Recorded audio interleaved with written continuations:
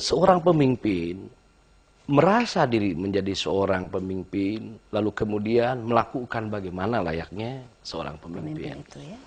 Dan yang dipimpin sadar bahwa oh saya ini orang yang dipimpin.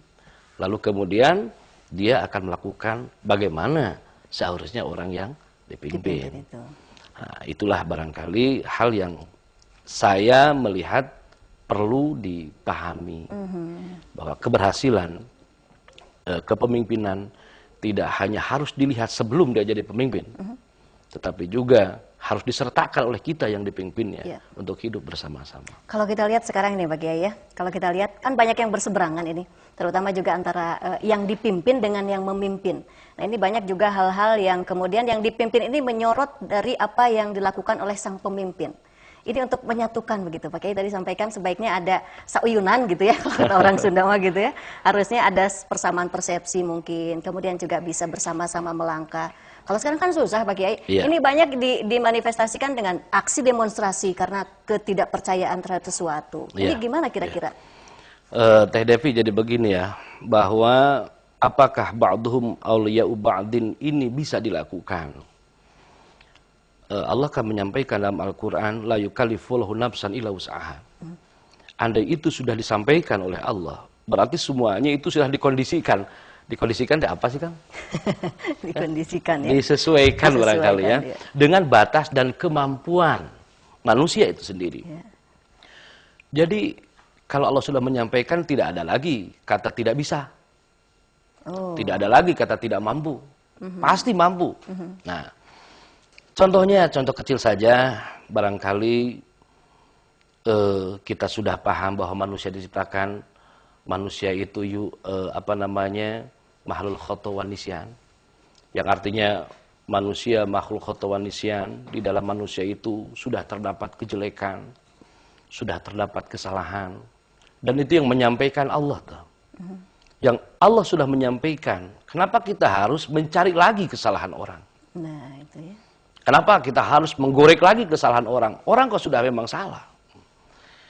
Tapi idealnya, alangkah baiknya, kalau kita malah mencari baiknya daripada orang itu. Karena kalau kita melihat seorang rakyat, melihat pemimpin, jangan dilihat jeleknya, karena memang selama dia manusia kan tetap jelek gitu kan. Tapi kenapa toh kita tidak bisa melihat yang baiknya? Ya, demikian juga pemimpin kepada rakyat. Sudah jelas kalau rakyat ini manusia bukan malaikat, ya. Kenapa kita melihat yang baiknya? Nah, kalau saya punya bahasa, tapi mudah-mudahan ini bahasa tidak menjadi hal yang jelek gitu ya. Saya umpamakan begini teh, ada seorang foto model, ya barangkali kan tahu saha nu foto model nu kasep teh. Banyak yang kasep mah banyak. Teh saha teh nu kasep teh. Duh, yang kasep saya harus berpikir banyak yang kasep. Seorang aktor yang kasep, ganteng lah kira-kira begitu teh. Lalu kemudian ada orang yang menjual foto. Ini foto foto orang yang kasep, tapi yang difoto bulu keleknya gitu. Maaf ya bahasanya. Yang difoto malah jelek. Saya yakin foto itu tidak akan laku. Ada seorang, wah ini artis ini cantik sekali. Siapa yang mau beli wajah artis? Nah, tapi yang di fotonya bukan wajahnya. Ini artis dilihatnya kakinya aja gitu. Kan tidak mungkin laku itu. Jadi kenapa? Karena dia itu salah memandang sehingga dia tidak akan memiliki pasar. Nah, tapi kalau kita pandangannya, contohnya seorang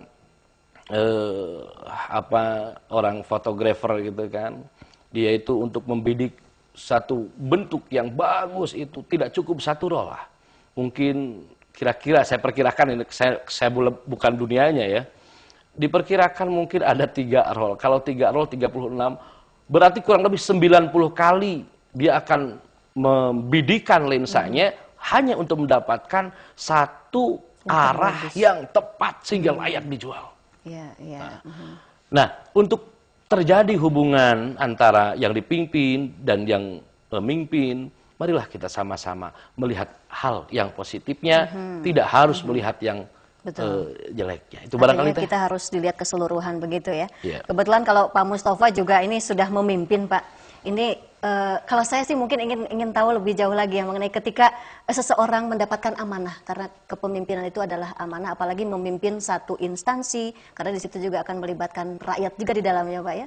Ketika itu Bapak mengemban satu amanah, apa kira-kira Pak yang terpikirkan? Apakah karena sekarang kan banyak disorot Pak ya, mohon maaf begitu pejabat satu dan yang lainnya kan rakyat juga merasa tidak senang dengan upami kabolek kerken gitu Pak, yang jelek-jeleknya. Nah, ketika mengemban amanah itu gimana Pak?